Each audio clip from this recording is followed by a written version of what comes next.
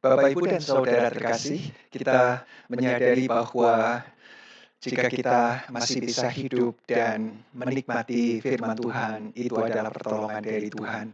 Pertolongan yang membuat kita hidup, membuat kita menikmati hidup. Jikalau kamu tetap dalam firman-Ku, kamu benar-benar adalah murid-Ku. Demikian firman Tuhan di dalam Yohanes pasal 8.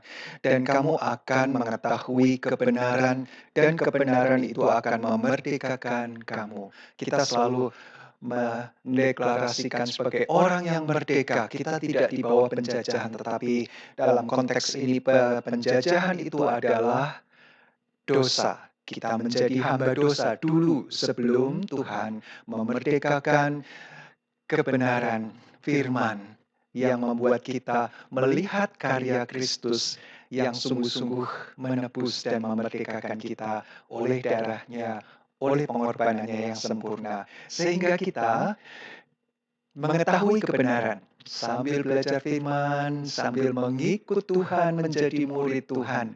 Kita menyenangkan hatinya dan kita melakukan apa yang menjadi kehendak Tuhan dengan pertolongan Tuhan. Mari kita berdoa. Sungguh Tuhan, pertolongan Engkaulah yang memampukan kami ada sebagaimana kami ada, dan bahkan kami semakin dekat dengan Engkau karena Engkau menyatakan diri kepada kami, dan Roh Kudus membuka hati kami sehingga kami dapat melihat Allah yang mulia, karya Kristus yang begitu nyata dalam kehidupan kami.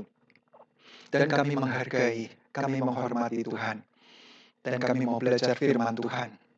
Dalam perjanjian lama ini, tolong Tuhan supaya kami dapat menerapkan dalam konteks kami sehari-hari. Ini doa kami dalam nama Tuhan Yesus Kristus. Amin. Bapak, Ibu, dan Saudara, kita sudah berada di dalam Kitab Ulangan pasal 26 dan kita akan selesaikan hingga pasal 27. Berkaitan dengan bagian yang hampir akhir ya dari kitab Ulangan ini, dari apa yang Musa sampaikan sebagai boleh dikatakan khotbah, pidato, ceramah terakhir sebelum nantinya Musa akan menyanyikan pujian bagi Tuhan.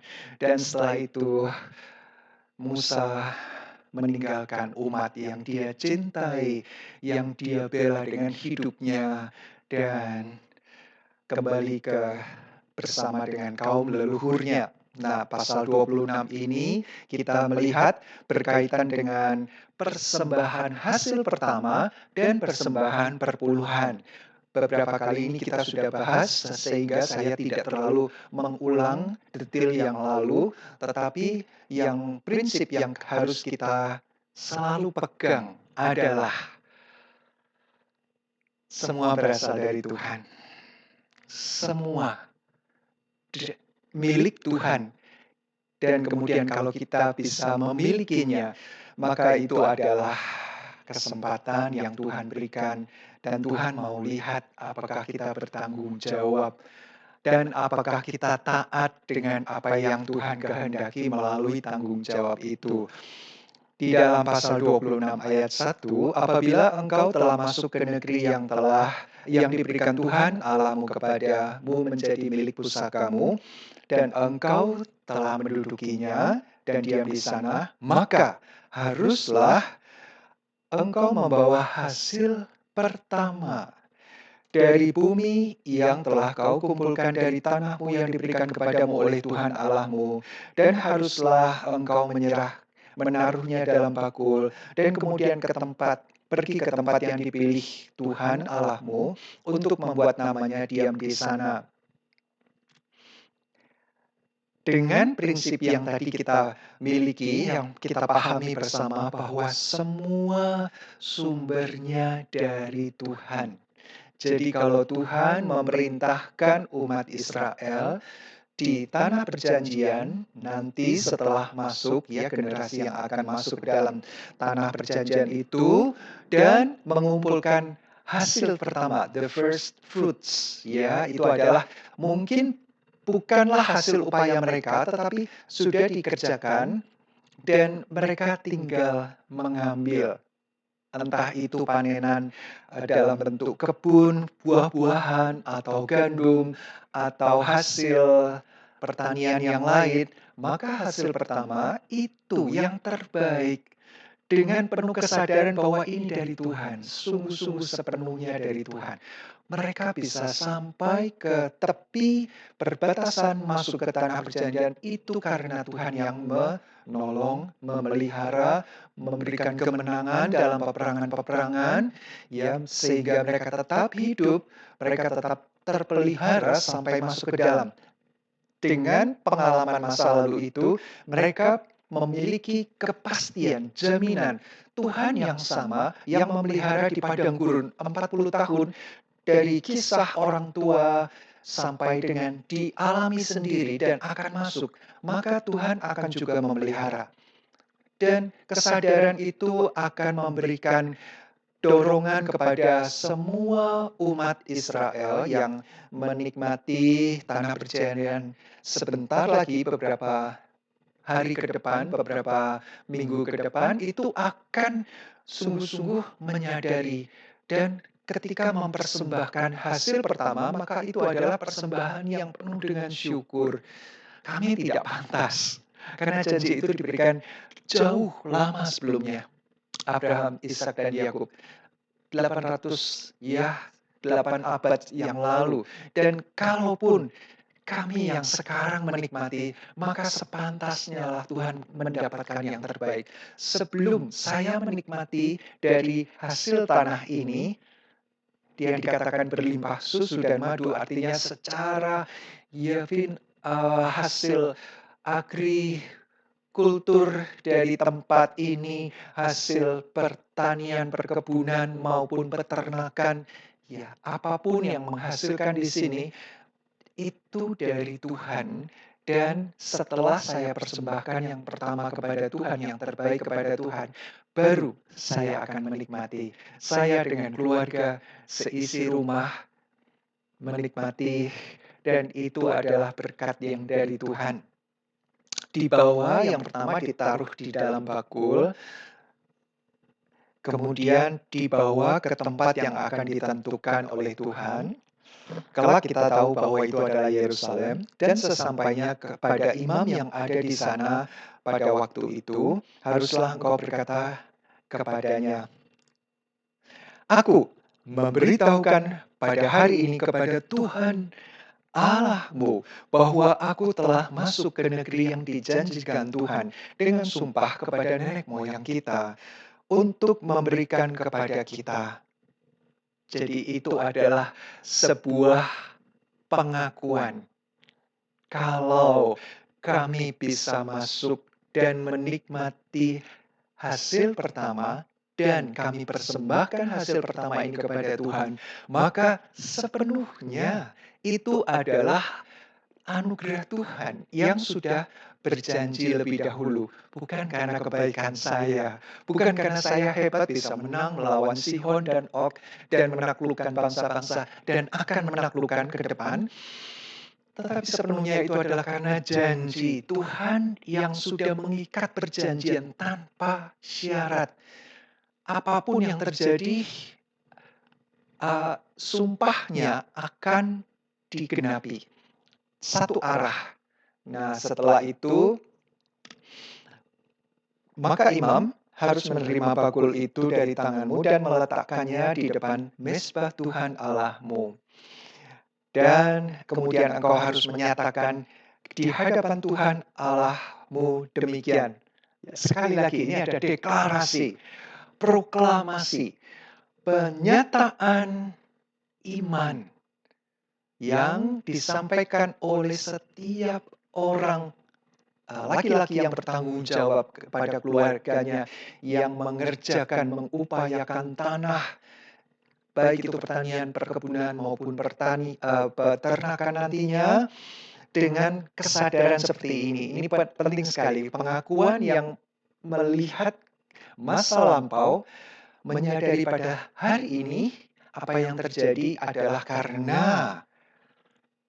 rangkaian dari masa lalu itu menghadap kepada Allah dan sikap untuk terus berkomitmen taat kepada Tuhan yang sudah melakukan banyak perkara ini. Dimulai dari sejarah, inilah pengakuan mereka. Bapakku dahulu seorang Aram, Mesopotamia. Seorang pengembara, ia pergi ke Mesir dengan sedikit orang saja dan tinggal di sana sebagai orang asing. Tetapi di sana ia menjadi suatu bangsa yang besar, kuat dan banyak jumlahnya. Ketika orang Mesir menganiaya dan menindas kami dan menyuruh kami melakukan pekerjaan yang berat, maka kami berseru kepada Tuhan Allah nenek moyang kami. Lalu Tuhan mendengar suara kami dan melihat kesengsaraan dan kesukaran kami dan penindasan terhadap kami. Lalu Tuhan membawa kami keluar dari Mesir dengan tangan yang kuat dan lengan yang teracung, dengan kedahsyatan yang besar dan dengan tanda-tanda serta mujizat. Ia membawa kami ke tempat ini. Sampai di sini adalah batas dari pengakuan perjalanan hidup yang dari awal disingkat dalam ringkasan yang begitu pendek, namun dengan kesadaran penuh kami tidak layak sebenarnya. Sungguh-sungguh itu adalah anugerah Tuhan.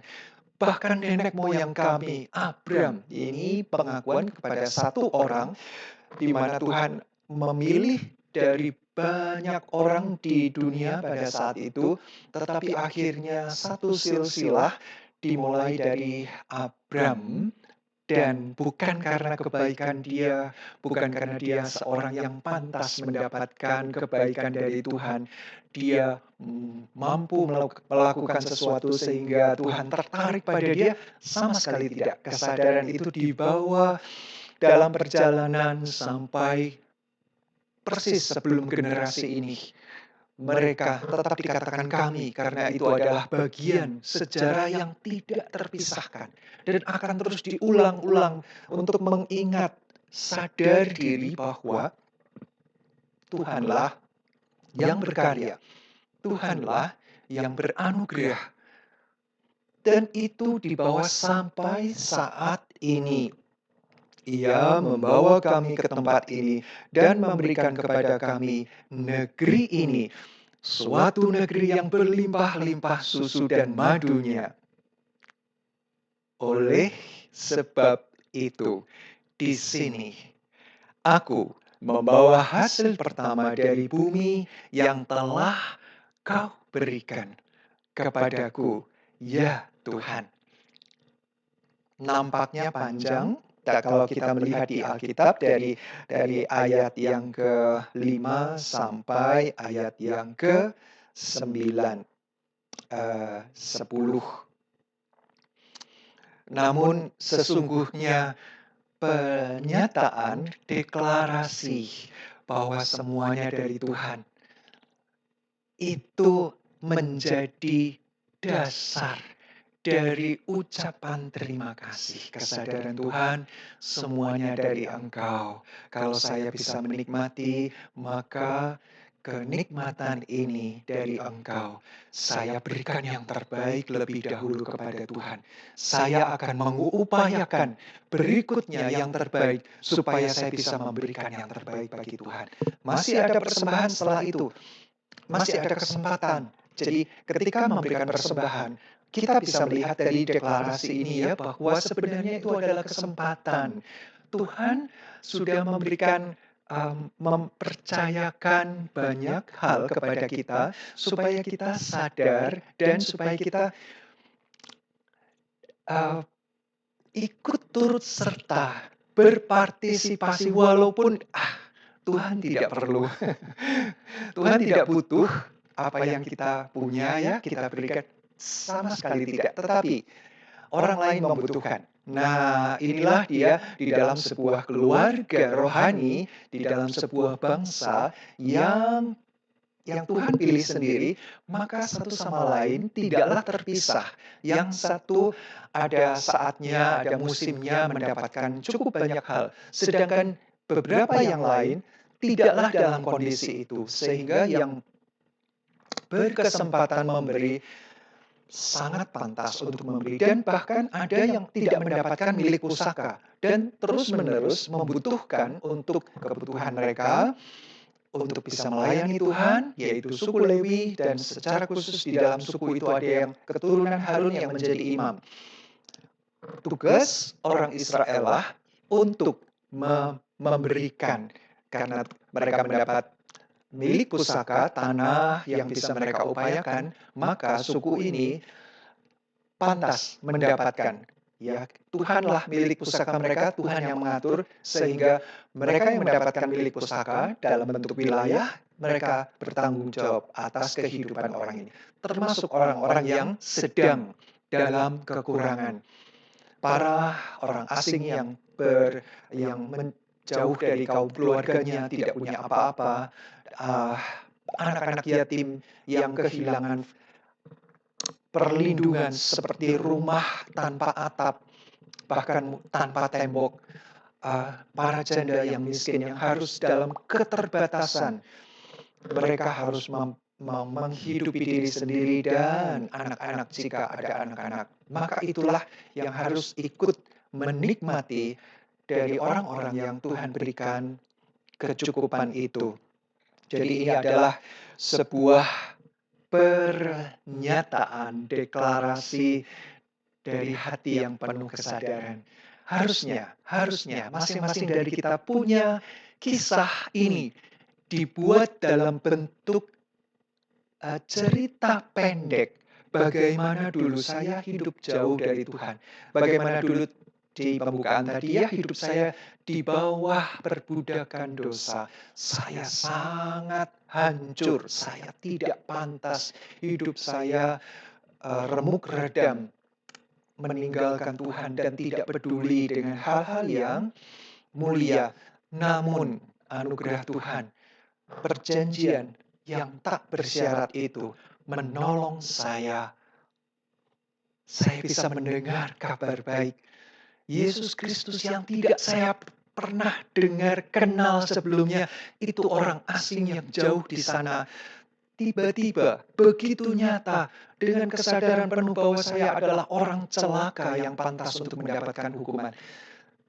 Entah dari mana begitu baiknya yang bernama Yesus dari Nazaret itu, yang disebut Kristus, menyatakan anugerahnya, menyatakan kasih sayangnya, memberikan hidup, nyawanya, supaya saya yang hancur berkeping-keping itu dipulihkan, saya bisa mengenal kebenaran. Bapa yang mengasihi saya, dan saya hidup saat ini dan seterusnya di dalam anugerah perlindungan. Tidak ada yang pantas dari saya, tetapi itu semua adalah anugerah. Tak bersyarat. Setelah saya hidup dalam anugerah itu, maka saya sepantasnya, seharusnya menjadi sadar diri bahwa saya telah ditebus dari hamba dosa menjadi hamba Tuhan. Dan sebagai hamba Tuhan, maka tugas saya adalah melayani Dia seumur hidup tanpa syarat. Dan itu adalah syarat yang Tuhan berikan kepada kita. Ada bagian yang tanpa syarat. Dan setelah kita hidup di dalamnya, ada syarat. Karena kita sudah mendapatkan kelimpahan, kita sudah mendapatkan segala sesuatu yang baik dari Tuhan. Maka seharusnya lah, wajiblah kita memelihara apa yang menjadi keinginannya, melakukan kehendaknya. Supaya hidup kita berkenan di hadapan Dia, supaya kita bisa berbuah, menyenangkan hati Tuhan, menjadi berkat bagi orang lain. Itu menjadi tanggung jawab. Bukannya terus-menerus, tidak apa-apa, tidak ada syarat dari Tuhan. Ada, syaratnya adalah memberikan, salah satu yang Tuhan berikan adalah hasil sulung, buah sulung, diberikan kepada Tuhan. sebagai ucapan terima kasih. Ya, itu adalah memiliki hati yang penuh syukur kepada Tuhan. Penting untuk kita miliki bersama. Iya. Anak yang tahu berterima kasih, orang tuanya akan sangat bangga. Anak muda yang suka menyatakan terima kasih kepada orang lain karena memang mendapatkan sesuatu atau pelajaran atau apapun.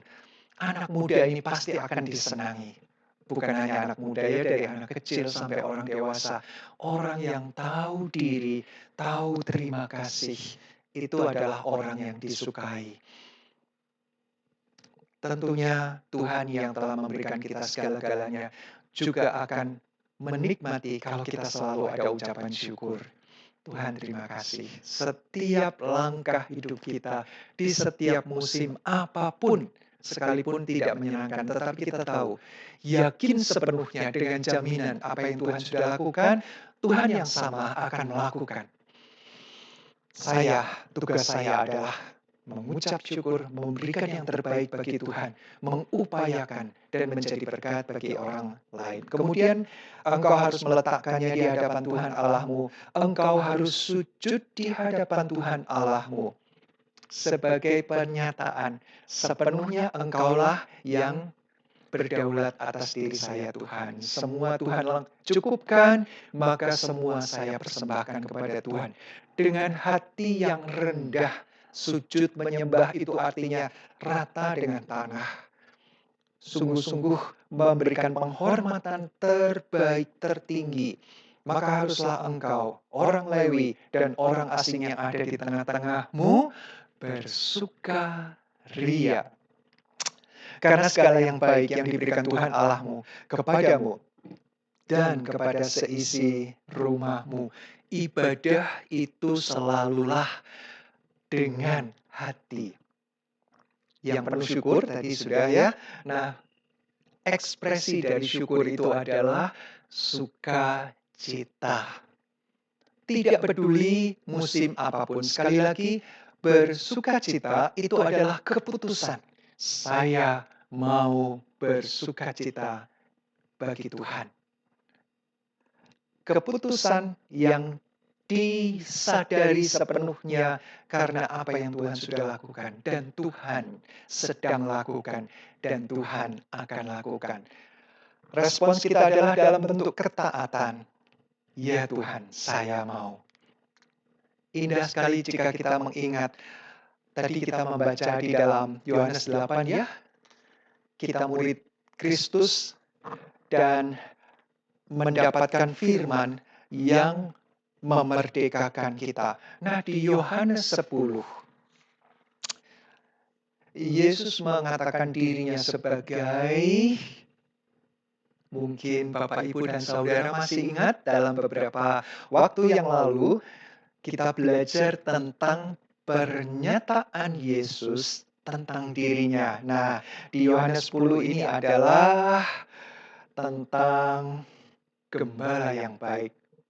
Namun sebelum gembala yang baik, Yesus menggambarkan diri sebagai pintu. Di Yohanes 10 ayat 9, "Akulah pintu, barang siapa masuk melalui aku, ia akan selamat.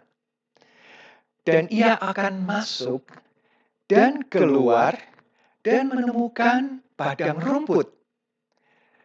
Pencuri datang hanya untuk mencuri dan membunuh dan membinasakan." Jadi Tuhan memberikan sebuah gambaran yang berlawanan untuk menyatakan, memberikan penekanan, menyangatkan ya, kalau pintu yang memberikan selamat, yang membawa menemukan padang rumput, sedangkan pencuri itu mencuri, membunuh, membinasakan. Lalu berikutnya kembali, "Aku datang supaya mereka mempunyai hidup dan mempunyainya dalam segala kelimpahan. Sebuah perbandingan kontras yang sangat drastis. Yang satu maunya mencuri, membunuh, membinasakan. Itulah karakter dia, itulah natur dia, sifat-sifat alami dari pencuri itu, iblis itu. Tetapi Tuhan sebagai pintu, dan selanjutnya dikatakan akulah gembala yang baik. Gembala yang baik memberikan nyawanya bagi domba-dombanya. Dan seterusnya, aku datang supaya mereka mempunyai hidup dan mempunyainya dalam segala kelimpahan. Itu di dalam perjanjian baru Tuhan Yesus sampaikan kepada kita supaya seperti janji Tuhan kepada umat Israel yang akan masuk ke dalam tanah perjanjian akan mendapatkan kelimpahan. Pengakuan mereka, ya, deklarasi iman mereka bahwa negeri ini berlimpah susu dan madu. Negeri kita tidak, karena konteksnya berbeda. Tetapi kita bisa dikatakan ada lagu kolam susu, kalau tidak salah ya, lagu lama sekali, saya masih kecil waktu itu. Tongkat kayu dapat menjadi tanaman, gampang sekali tinggal ditancap, asal tidak terbalik ya. Batang itu, ada batang-batang tertentu yang bisa langsung tumbuh. Kenapa? Karena subur. Ini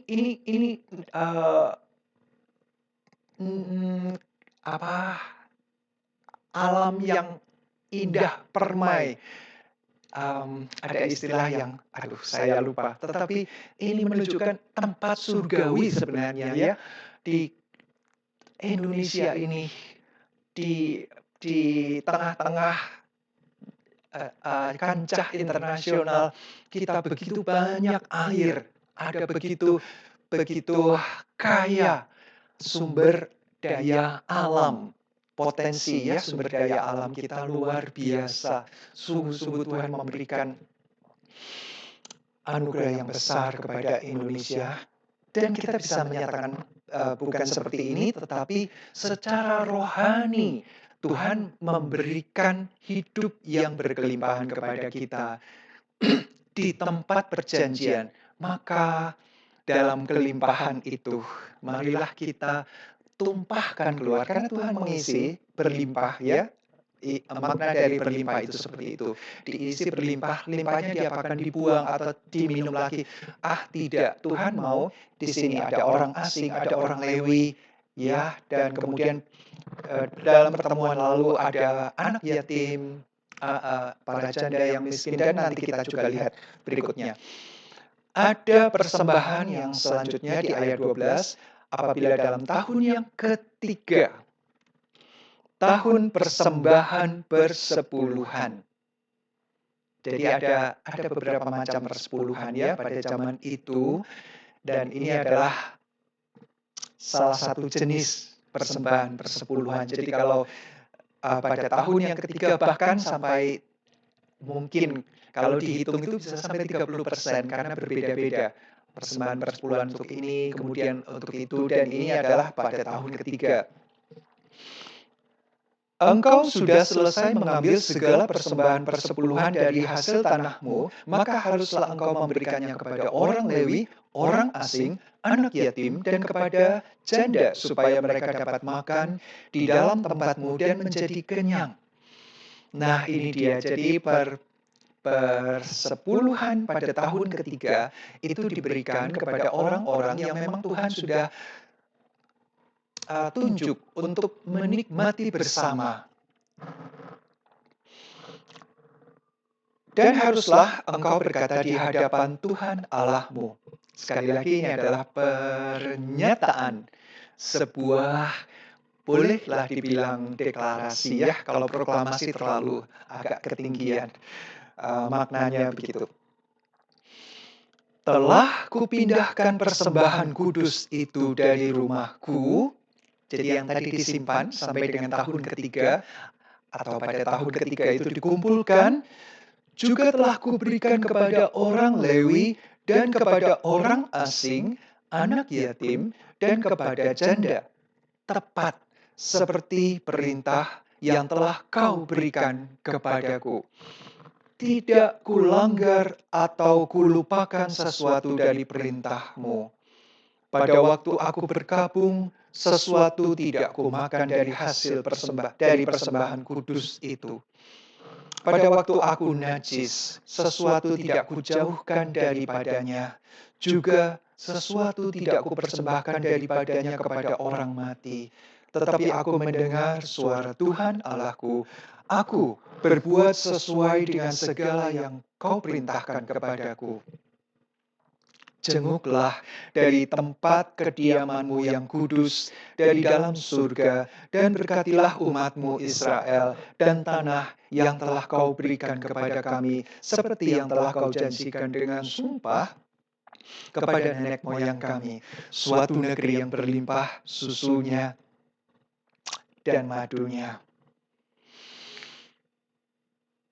Ini sebuah doa yang menyatakan, Tuhan, saya setelah mendengar apa yang Tuhan mau, apa yang Tuhan kehendaki, saya menyimpan dalam hati dan saya mengupayakan segala sesuatu pada tahun yang ketiga Tuhan, saya kumpulkan dan itu saya nyatakan kudus seperti Engkau nyatakan kudus. Karena kudus itu adalah untuk Engkau, Tuhan. Saya khususkan, saya istimewakan. Berarti yang terbaik dari saya kumpulkan untuk saya persembahkan kepada Engkau. Caranya adalah ketika itu dikeluarkan dari rumah, maka yang menikmati bukan Tuhan. Itu persembahan tidak dibakar atau dikorbankan dalam bentuk persembahan unjukan di hadapan Tuhan, yang dilambaikan di hadapan Tuhan, tetapi itu adalah persembahan yang seperti open house, membuka rumah di halamannya, di tempat atau dibawa ke tempat tertentu di kota di mana orang Lewi, anak-anak yatim, para janda, orang asing makan bersama. Itu adalah persembahan kudus. Bukan untuk diri kita, kita sudah dapat berkat dari Tuhan. Walaupun mungkin tidak banyak, tidak disebut jumlah, tetapi hanya persentase. Dan itu berarti porsi yang pantas kita berikan. Yang Tuhan minta ya, Tuhan minta, aduh, dibanding 100% yang Tuhan berikan, Tuhan hanya mau 10%. Kita menikmati yang 90%. Kalaupun itu pada masa yang sama, saya juga memberikan perpuluhan untuk hal-hal yang lain, saya masih bisa menikmati 70%. Saya bisa mengatur sedemikian rupa, sedemikian baik, sehingga saya terus bersyukur. Tuhan, terima kasih. Tuhan, Engkau pantas mendapatkan 100%. Karena 100% dari Tuhan. Tetapi Tuhan berikan kesempatan saya bisa menikmati, katakanlah 70%. Terima kasih Tuhan, sebagian besar saya nikmati. Kalaupun hanya 10%, tetapi itu ketika dikumpulkan dengan orang lain dan itu bisa mengenyangkan orang Lewi dengan keluarga mereka yang tidak banyak karena tersebar di banyak tempat di kedua belas suku Israel. Orang asing yang juga mungkin tidak banyak. Anak yatim yang juga tidak banyak. Tetapi tidak selalu mereka bisa menikmati kemewahan seperti ini. Orang-orang janda yang kehilangan penopang utama dalam rumah tangga. Jadi mereka dalam keterbatasan harus mengais makanan, rezeki. Saat-saat seperti inilah yang akan memuaskan mereka. Sementara saya sendiri, saya bisa puas setiap hari. Ya, dan kalau kita bisa mengingat, kita bisa berbagi, rasa kepuasan itu adalah kepuasan yang penuh dengan kebahagiaan. Memberi dan melihat orang yang membutuhkan senang sekali, maka itu adalah kepuasan yang tidak ternilai. Ya, kita makan sendiri sekeluarga, puas, sudah selesai, ya sudah sampai di situ saja kepuasan kita. Tetapi kalau kita berbagi kepada misalnya ke panti asuhan atau memberikan ke daerah-daerah kantong-kantong miskin, kemudian mereka begitu lahap memakan, padahal makanan itu juga makanan yang biasa, yang cukup sederhana, tetapi mereka bisa menikmati, aduh nikmat sekali sepertinya mereka makan. Mungkin mereka sudah lama tidak pernah makan itu. Kita melihat saja, itu sudah menjadi sukacita bagi kita. Lalu kita bisa memondong anak kecil, mungkin kita bisa memberikan minuman, susu, atau apa, biskuit kepada mereka, makanan roti atau apa, mereka makan juga dengan mata yang bersinar-sinar, dengan senyum penuh kebahagiaan. Oh, doa mereka, Tuhan dengar. Ketika mereka bersukacita, mereka berterima kasih kepada Tuhan yang memberikan berkat itu. Dan mereka mendoakan orang-orang yang memberikan itu. Bukankah Tuhan, telinga Tuhan tertuju kepada orang-orang yang hina, seperti tanda kutip ya, seperti yang kita pelajari beberapa saat yang lalu. Apa yang kau lakukan kepada salah seorang saudaraku yang paling hina ini, engkau melakukannya untuk aku. Dan ketika yang paling hina, tetapi adalah saudara Tuhan ini, berseru kepada Tuhan. Seruannya apa nih? Seruannya, Tuhan itu pelit sekali. Oh, Tuhan dengar. Oh, orang ini pelit ya. Diberi lebih, tidak mau berbagi, baiklah, tidak usah diberi lagi. Tetapi kalau berserunya adalah Tuhan terima kasih, ada orang-orang yang mau menyampaikan, membagi kelimpahan itu. Sudah lebih dari batas bibir gelas, dan lebihnya itu diberikan kepada orang-orang yang membutuhkan. Maka seruan mereka, Tuhan dengar, oh anakku yang ini ya, menghargai saudara-saudaraku yang hina.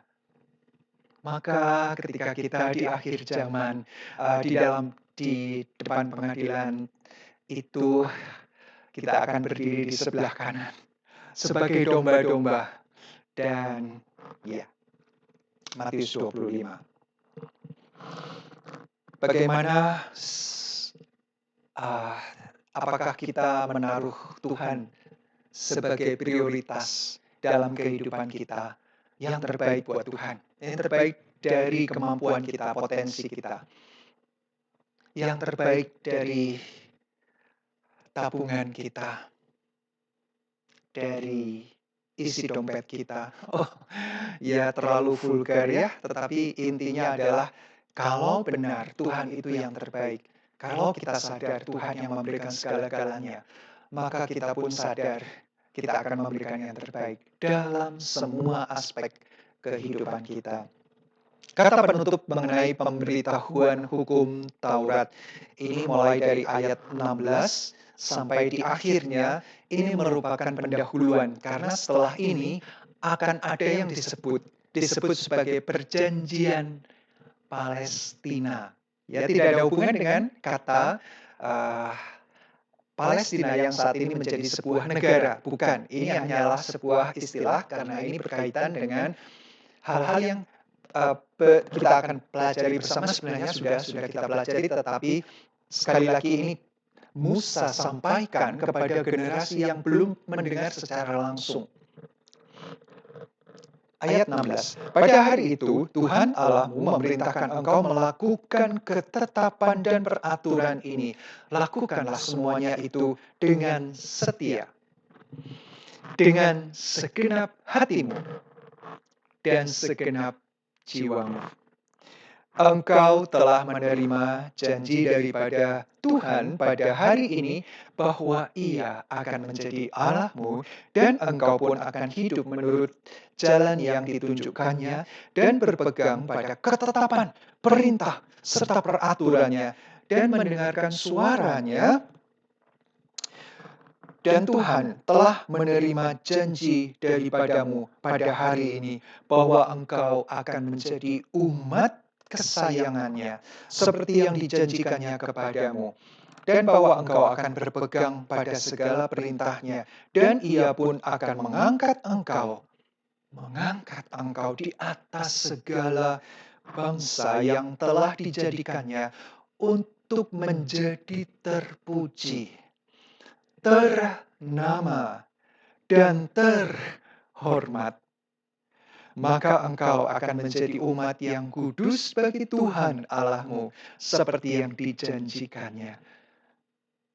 Dari bagian ini kita melihat bahwa ada yang menjadi bagian Tuhan, apa yang Tuhan janjikan, dan ada yang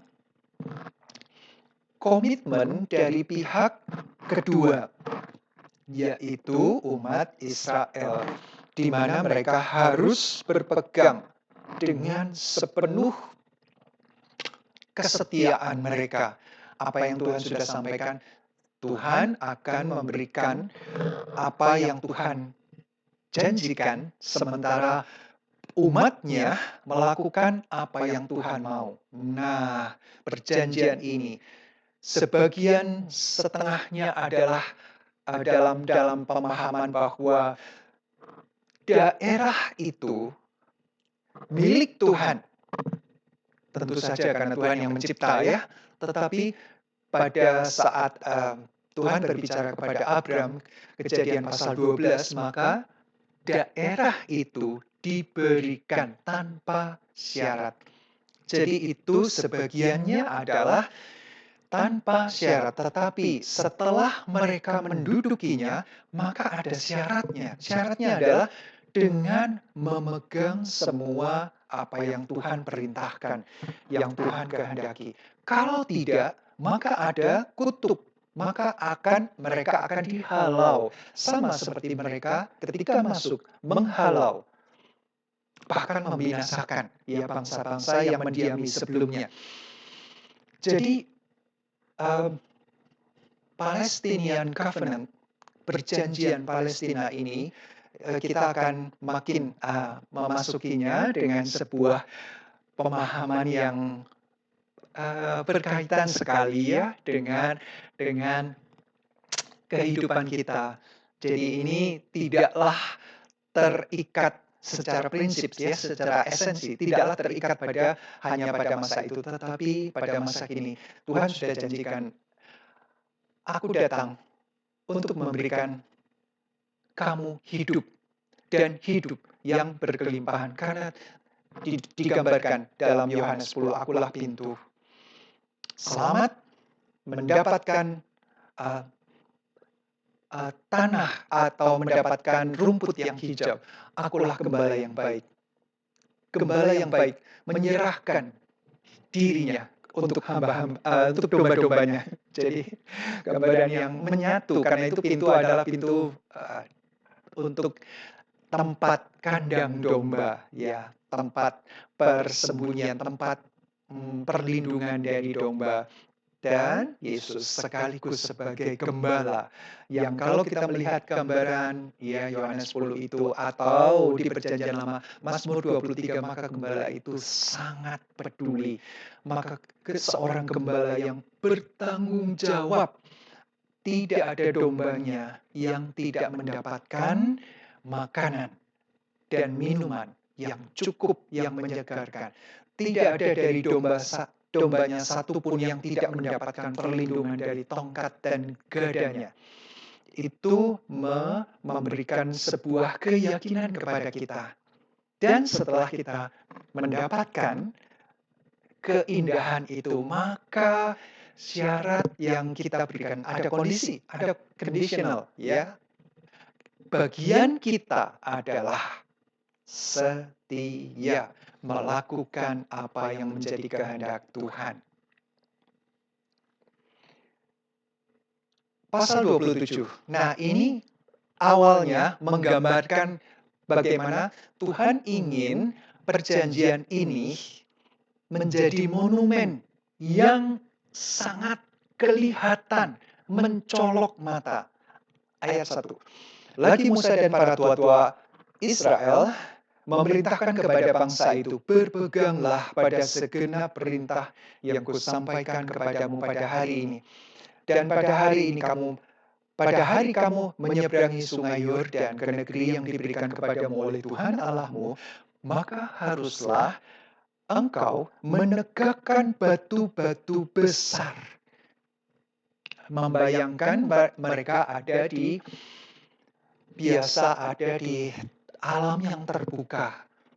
40 tahun mereka di padang gurun dan gunung-gunung batu yang tinggi besar menjulang. Jadi ada banyak batu-batu besar di sana. Engkau menegakkan batu-batu besar dan mengapurnya, memberikan gipsum. Ya, ini sebuah materi yang banyak ditemukan di dekat di sepanjang perbukitan, kemudian juga di bagian selatan Laut Mati itu ada lembah-lembah, karena itu adalah cekungan. Di cekungan, salah satu cekungan terdalam, daratan yang paling 300-400 meter di bawah permukaan air, ada banyak mineral di sana, kapur gitu ya, kapur yang gipsum yang nanti melapisi batu-batu besar itu, dan lalu pada batu itu haruslah kau tuliskan segala perkataan hukum Taurat ini. Mungkin itu adalah 10 hukum Taurat, mungkin juga hal-hal yang sangat penting itu ditulis. Jadi setelah diberi dasar putih, itu batu besar diputihkan dulu, kemudian ditulis, sehingga tulisan itu dari jauh pun bisa dilihat dengan jelas, dibaca dengan jelas. Kalau sekarang gipsum kita bisa pakai untuk banyak hal ya, yang untuk memperindah interior rumah kita, gedung, banyak fungsi. Dan ketika itu dihias, seperti juga di pinggir-pinggir jembatan yang mobil lewat itu ya, di bagian dalam ada ukir-ukiran semacam cetakan menggunakan gipsum, dan itu bisa tahan lama gitu ya, asal tidak dirusak secara sengaja. Nah, itu ditulis dengan jelas dan bertahan lama segala perkataan hukum Taurat ini. Dan sesudah engkau menyeberang, supaya engkau masuk ke negeri yang diberikan kepadamu oleh Tuhan Allahmu, suatu negeri yang berlimpah-limpah susu dan madunya, seperti yang dijanjikan kepada nenek moyangmu oleh Tuhan Allahmu. Dan sesudah engkau menyeberang, jadi setelah ya, ini gambarannya, nanti ini akan diwujudkan oleh Yosua. Dalam kitab Yosua pasal 8, setelah kitab Ulangan ini berakhir, maka kita akan masuk ke dalam kitab Yosua. Dan ini dijalankan benar-benar bagus sekali. Mereka setelah menyeberang, batu-batu yang telah kuperintahkan kepadamu pada hari ini, kau tegakkan di gunung Ebal, dan kau kapuri. Juga haruslah kau dirikan di sana mezbah bagi Tuhan Allahmu, suatu mezbah dari batu yang tidak boleh kau olah dengan perkakas besi. Jadi batu-batunya asli, ditumpuk sedemikian rupa, tidak perlu dipahat, karena Tuhan mau secara alamiah, secara itu dibangun untuk menjadi mezbah dari batu yang tidak dipahat. Haruslah kau dirikan mezbah Tuhan Allahmu itu, dan di atasnya haruslah kau persembahkan korban bakaran kepada Tuhan Allahmu. Nah, Gunung Ebal sempat juga muncul di beberapa saat pertemuan yang lalu. Kalau kita melihat daerah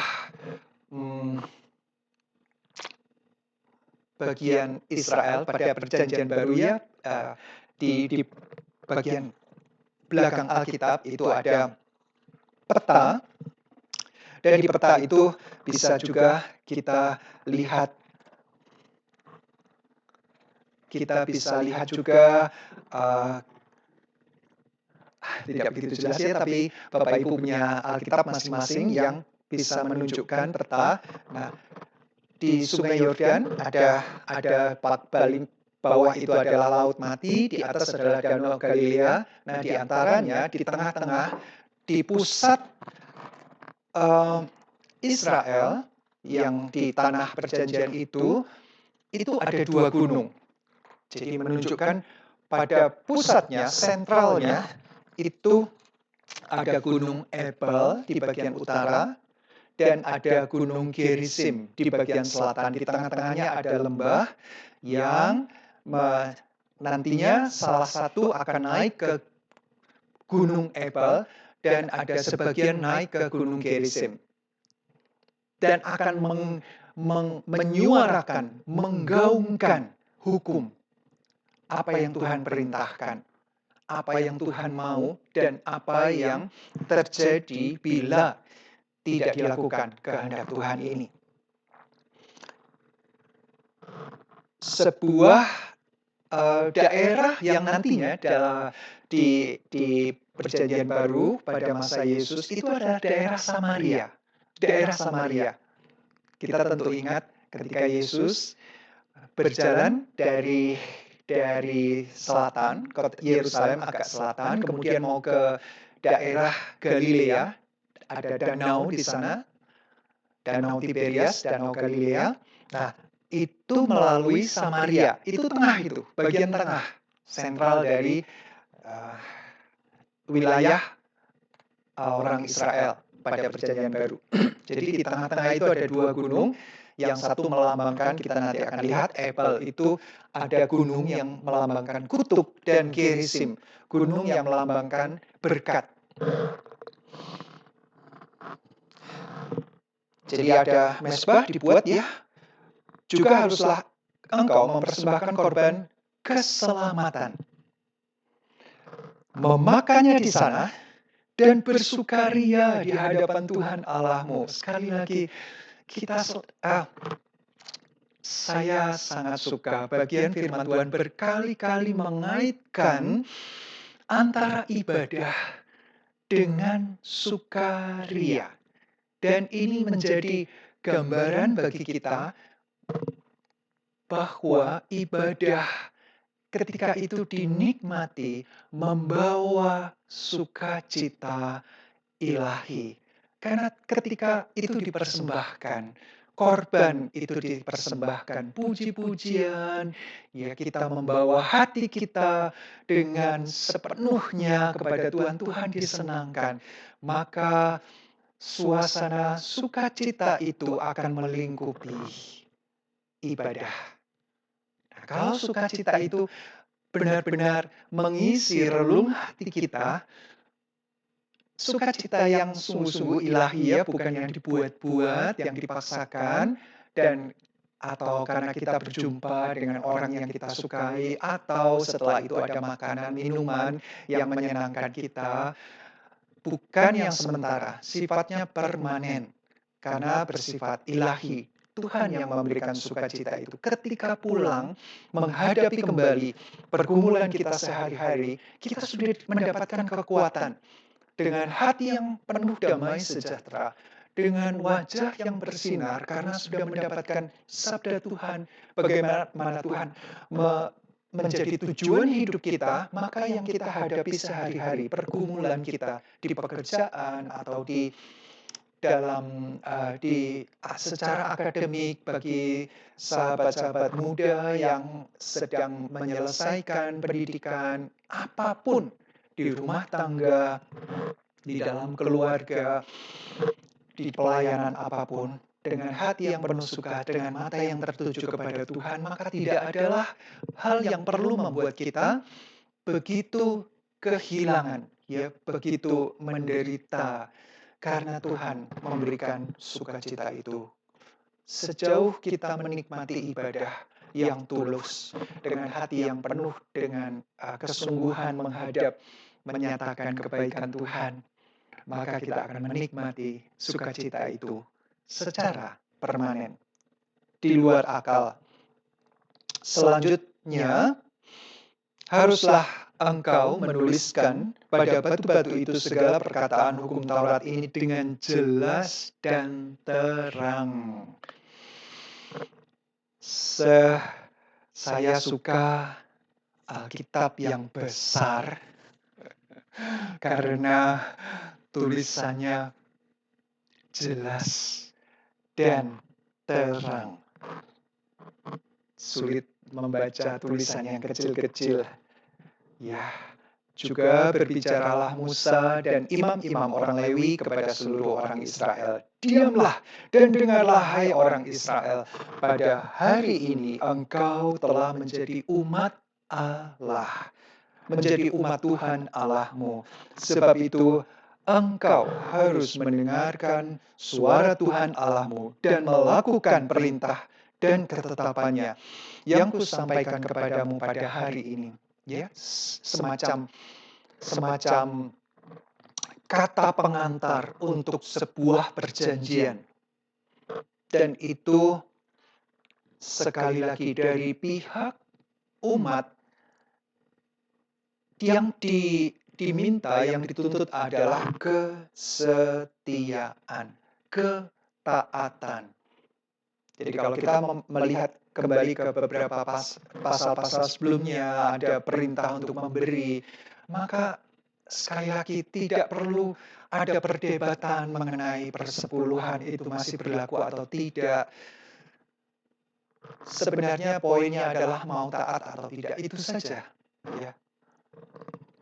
Kemudian ini dia, ke-12 ucapan kutuk, itu judul yang diberikan mulai dari ayat 11 sampai pasal ini berakhir, pasal 27. Pada hari itu Musa memberi perintah kepada bangsa itu, sesudah kamu menyeberangi sungai Yordan, maka mereka inilah yang harus berdiri di gunung Gerizim untuk memberkati bangsa itu, yakni suku Simeon, Lewi, Yehuda, Isakar, Yusuf, dan Benyamin. Dan mereka inilah yang harus berdiri di gunung Ebal untuk mengutuki, yakni suku Ruben, Gad, Asyer, Zebulon, dan serta Naftali. Jadi ada 6 suku di gunung Gerizim untuk memberkati, menjadi saksi berkat, dan ada 6 suku lain di gunung Ebal untuk menjadi saksi. Orang Lewi akan menyuarakan kutuk itu. Jadi antara berkat dan kutuk, sungguh-sungguh terpampang jelas di hadapan mereka. Itu gunung yang tinggi, yang besar. 6 suku. Yang menarik adalah suku-suku yang diperintahkan ke gunung Gerizim untuk menjadi saksi berkat adalah keturunan dari Yakub dari istri Rachel dan Lea. Lea dan Rachel. Karena Lea diberikan menjadi istri lebih dahulu dari Rachel. Padahal Yakub lebih mengasihi Rachel. Sedangkan yang menjadi saksi di gunung yang menyuarakan kutuk nantinya adalah 6 suku dari Zilpa dan Bilha, gundik dari Yakub. Apa maknanya? Saya tidak tahu, tidak disebutkan mengapa suku ini yang ke sana, tapi itu adalah keturunan Yakub dari istri-istri, sedangkan yang ini adalah keturunan Yakub dari gundik-gundik. Ya, budak yang menjadi gundik. Haruslah orang Lewi mulai bicara dan mengatakan kepada seluruh orang Israel dengan suara nyaring. Nah, ini ucapan kutuk yang pertama. Kebalikannya dari berkat, diberkatilah atau berbahagialah. Nah, ini terkutuklah orang yang membuat patung pahatan atau patung tuangan. Suatu kekejian bagi Tuhan. Buatan tangan seorang tukang. Dan yang mendirikannya dengan tersembunyi. Dan seluruh bangsa itu haruslah menjawab amin. Jadi bagian pertama adalah yang melanggar perintah kedua dari 10 hukum Taurat. Atau jika itu adalah patung pahatan dewa-dewi yang lain selain Tuhan, maka melanggar perintah pertama dan kedua. Sebuah perintah, rangkaian perintah yang sudah disampaikan, dan ketika dilanggar, itu adalah kekejian di mata Tuhan. Terutama pelanggaran itu ketika disampaikan, dilakukan berkaitan dengan Tuhan yang sudah melakukan hal-hal yang begitu ajaib di dalam pembelaannya, di dalam pemeliharaannya. Jadi pemberontakan yang sangat tidak pantas. Sehingga Tuhan memberikan kata kutuk yang pertama. Kalau itu dianggap keji di hadapan Tuhan, maka sesungguhnya itu adalah kekejian. Jadi antara berkat dan kutuk itu sungguh-sungguh sebuah pilihan, tetapi diberitahu yang dikutuk Tuhan itu seperti ini. Jadi hati-hati, jangan pernah mencoba mengarahkan diri ke sana. Dan ini disampaikan kepada seluruh bangsa ya, semua mendengar. Dan ini dia. Dan seluruh bangsa itu haruslah menjawab amin. Jadi kata terkutuklah akan muncul 12 kali, dan kata amin juga muncul 12 kali. Setiap kali pernyataan kutuk, maka seluruh bangsa harus menyuarakan, harus dengan mulutnya menyatakan amin. Artinya ya, benar, setuju,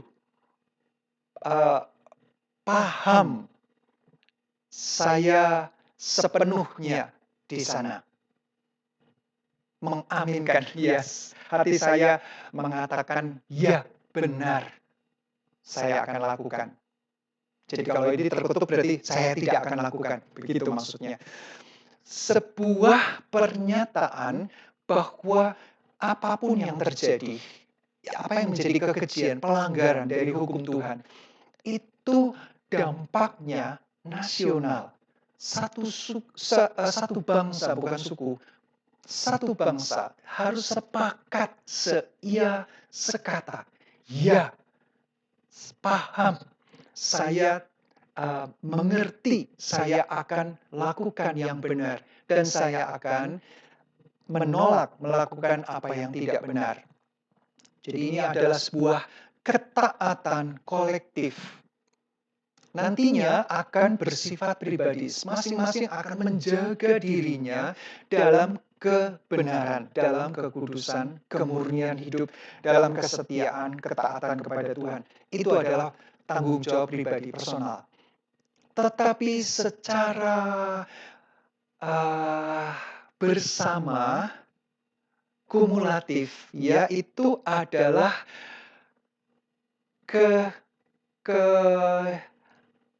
sebuah kesadaran bahwa saya akan saling menjaga. Sekarang saya sudah tahu apa yang tidak berkenan di hadapan Tuhan, apa yang disebut terkutuk. Maka saya akan menjaga diri, maka saya akan juga menjaga saudara-saudara saya. Karena kesepakatan itu berlaku kolektif, satu bangsa. Saya akan memperhatikan, saya akan juga melindungi dari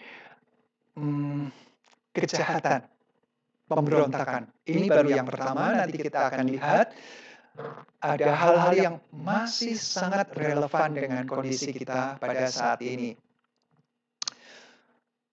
Prinsip-prinsip yang Tuhan dalam hal ini kita tahu bahwa Tuhan sangat tidak suka. Yang bagian yang kedua, ayat yang ke-16, terkutuklah orang yang memandang rendah ibu dan bapaknya. Nah, ini sangat penting dan sangat relevan. Sampai kapanpun. Mengapa? Karena kita ada. Karena ada orang tua. Janganlah pernah kita memandang rendah, menghina tidak mengikuti zaman, ketinggalan, ya merepotkan, jadi beban, terkutuklah. Maka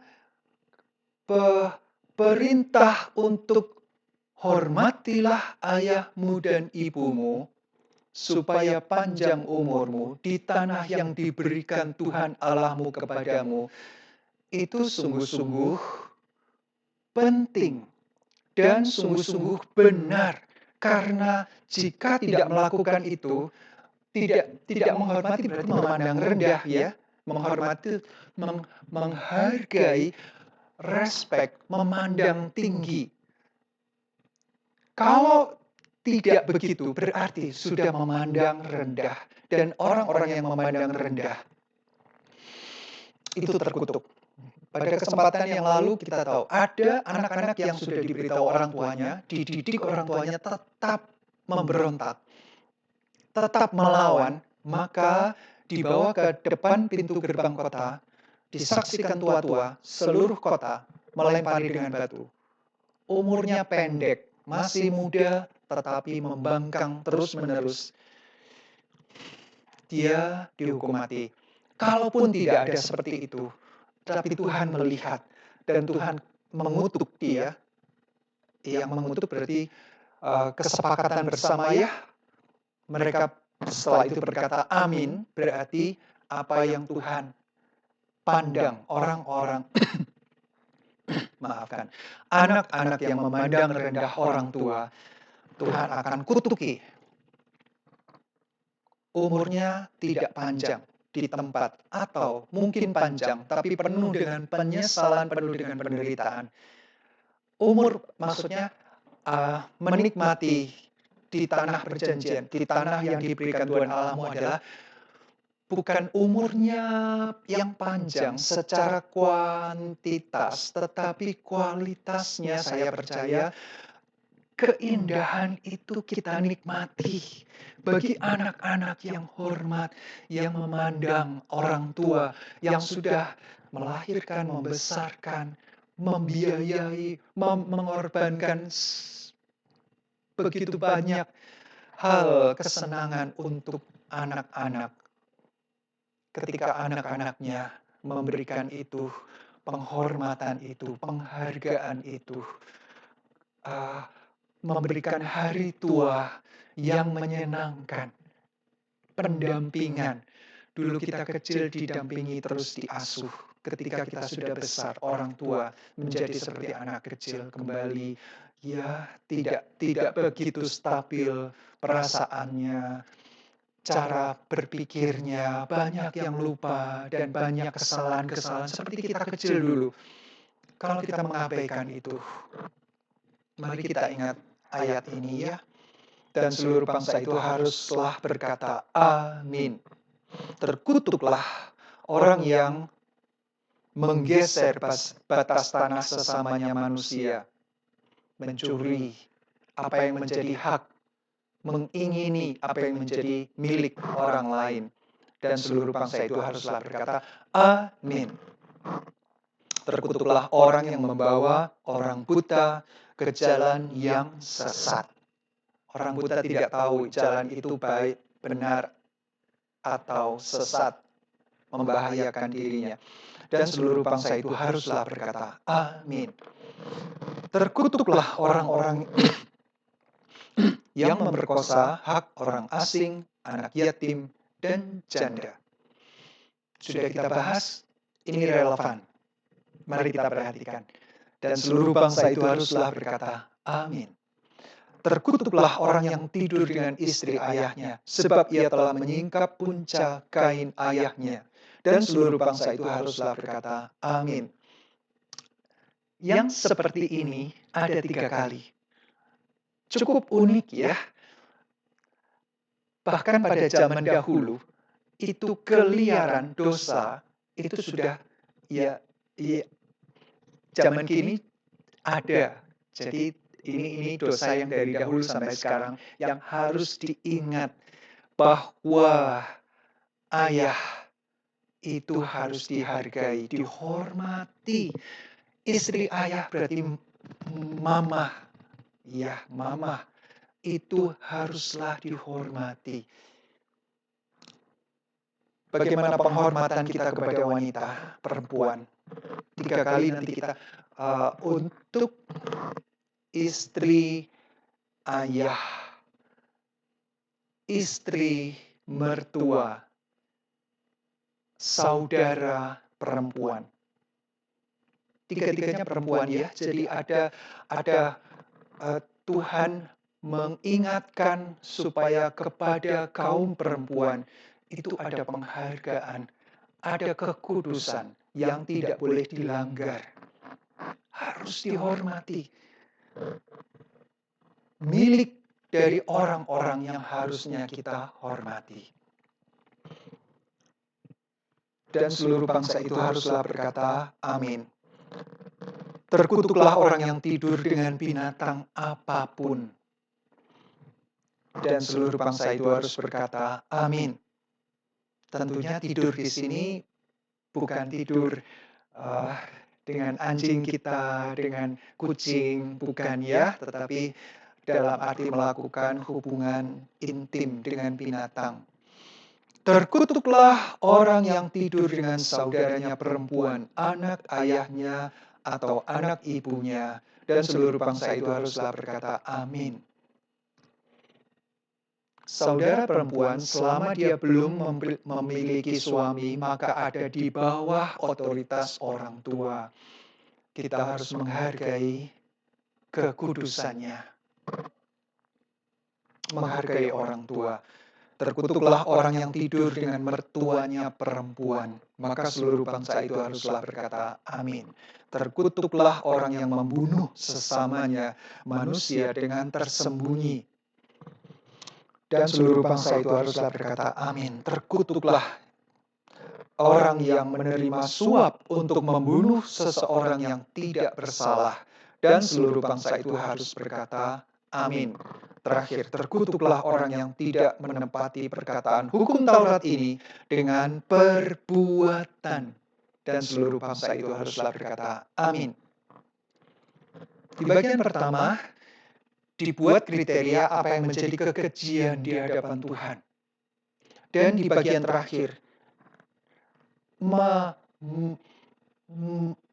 menutup rangkaian ucapan kutuk. Bukan ucapan bahagia di Matius 5 ya. Ini adalah ucapan kutuk. Semuanya dirangkum di bagian ini yang tidak menepati perkataan hukum Taurat ini dengan perbuatan. Berarti setiap hukum Taurat itu ketika dilanggar salah satunya itu terkutuk. Jadi, maka tulisan-tulisan Paulus menyatakan bahwa melalui hukum Taurat kita mengenal dosa. Dan melakukan hukum Taurat tidaklah menyelamatkan. Kenapa?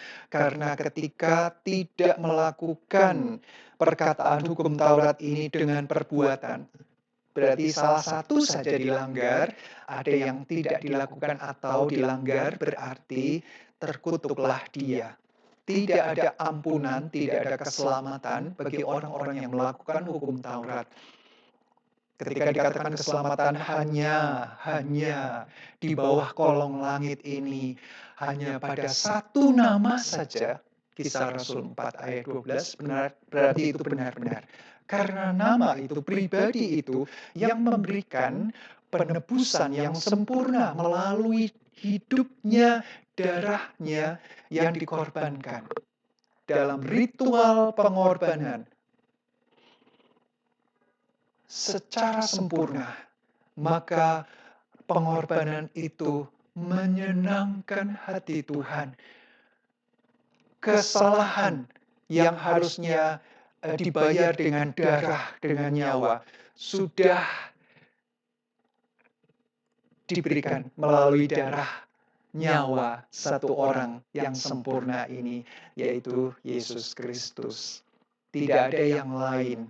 Dan ketika seluruh umat mengatakan amin, maka sungguh-sungguhlah kita sadar bahwa kita di dalam perjanjian yang baru, perjanjian anugerah dengan Tuhan. Melalui Tuhan kita, Yesus Kristus, kita mendapatkan kelimpahan yang sejati. Kita mendapatkan anugerah yang terbesar. Dan yang membuat kita selalu hidup di dalam sukacitanya, di dalam kasih-Nya. Dan kita akan memberikan segala sesuatu dengan penuh sukacita tanpa beban. Dengan ketaatan yang tulus. Dan itulah yang menyenangkan hati Tuhan. Bapa di surga, terima kasih. Kami sangat menghargai, membanggakan Engkau, mengagumi Engkau Tuhan. Untuk firman Engkau yang kami sudah dengar, kami sudah mulai pahami bagaimana kaitan dengan hidup kami Tuhan. Dan kalau saat ini kami masih memiliki orang tua, maka kami rindukan, kami berdoa, kiranya Tuhan Engkau memberkati orang tua kami yang sudah begitu banyak berkorban bagi kami Tuhan. Anugerah Engkau di masa lanjut usia orang tua kami. Kiranya Tuhan memberikan sukacita, damai sejahtera, dan melalui kami Tuhan, hari-hari orang tua kami dapat disenangkan, mengalami kegembiraan, sebagaimana dulu hari-hari kami di masa kecil, mendapatkan sukacita karena pemeliharaan pengasuhan yang indah dari orang tua kami. Kiranya Tuhan memberkati orang tua kami dan orang-orang yang kami hormati, yang kami hargai sebagai pemimpin kami Tuhan. Orang-orang yang telah menjadikan kami bertumbuh dan mengenal Engkau. Kiranya Tuhan menolong mereka, memberikan sukacita dalam kehidupan mereka. Dan kami sungguh-sungguh mencerminkan sebagai pengikut Engkau orang-orang yang merdeka, orang-orang yang berhutang sepenuhnya kepada Engkau, dan memberikan yang terbaik bagi Engkau dengan penuh sukacita.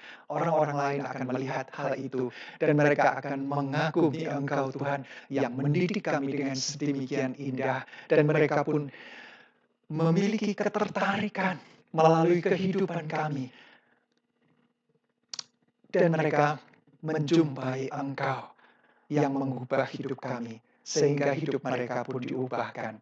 Kabar baik ini Tuhan, kami mau terus sampaikan melalui sikap hidup kami, melalui perkataan, kesaksian, testimoni kami Tuhan. Ini doa kami dengan penuh ucapan syukur.